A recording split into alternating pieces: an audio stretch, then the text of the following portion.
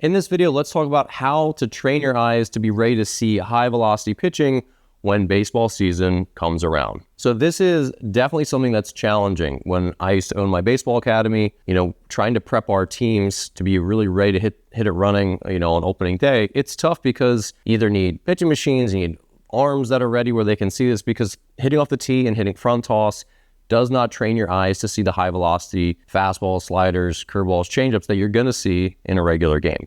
So let's jump right into it. Number one, the best way to train your eyes to see speed all winter is with a pitching machine. Now, obviously, some of the limitations are when you drop it into the wheel, it's not going to give you the same timing mechanism as the slow swing of your arm coming through. The iron mic machines, where they do kind of scoop it up and they use a spring load to shoot on its way. There's like the old school machines. Those are good. Your facility may or may not have one of those.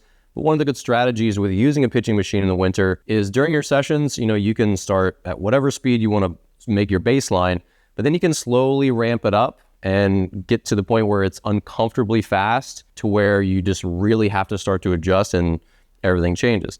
The best scenario is you get a machine with 2 or 3 wheels that can throw you breaking balls. But again, those are really expensive machines. Your facility may not have one. They're tough to come by. This is something that like colleges and pro guys have access to, but that's the perfect world scenario where you have a pitching machine, you can continue to crank it up until it makes you uncomfortable and then adjust to those higher velocities. Number 2 is you can stand in during bullpens, but this is again only going to happen when pitchers are getting closer to full speed. So, if your high school season starts at March 1st, pitchers are going to be ready to throw bullpens starting in January, and they might not really want you standing in until maybe like February when they're pretty comfortable and they're starting to like sequence their pitches more and they've kind of got their command and they're up to full speed. And you want to ask a pitcher's permission because they don't always want to worry about this, and it's going to introduce the other variable that may be plunking you and you might be sad or mad at them. So you just have to figure it out. But obviously, if you can do that, that's a great thing to do to see velocity. The third thing is to get live at bats if your facility offers them.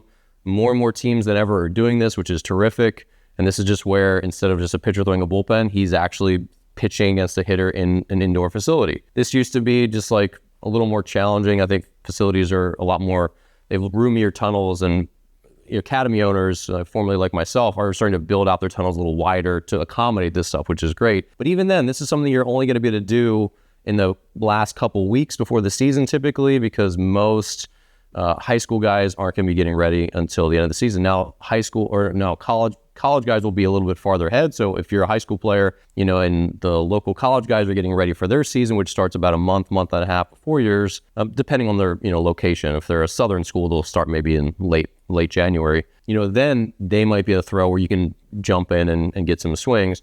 But again, it's a very tiny sliver of the year. You're not going to be able to train at high velocity as a hitter all fall long. And number 4 is Win Reality. This is a VR app for the MetaQuest headset. This is not a sponsored post by them.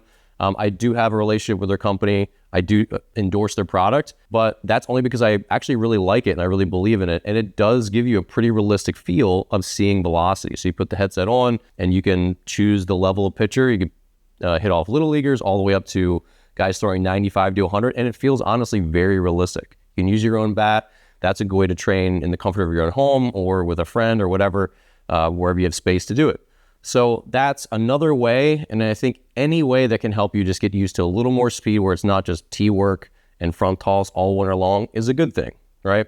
So obviously you got to figure out your budget, like where can you train? Hitting off a pitching machine 3 days a week is not going to be cheap to rent all that tunnel time. It depends what your academy does or if you have access to any of those tools. And that's unfortunately one of the bottlenecks, right? So with all these different tools to see speed, to get your eyes ready for the season, you just have to figure out what you can do and do your best. Now, the other thing just to remember is that when the season hits, it's normal for hitters to need a breaking in period.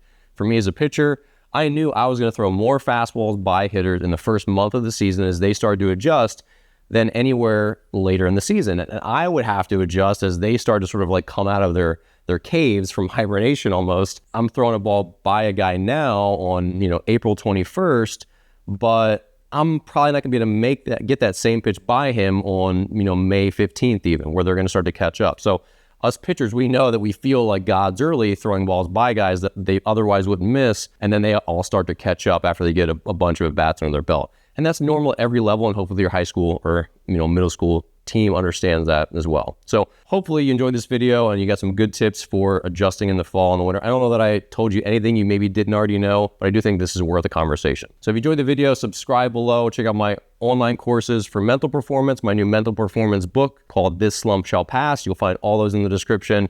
Great tools to add to your game for this year. Thanks again. See you here in the next video.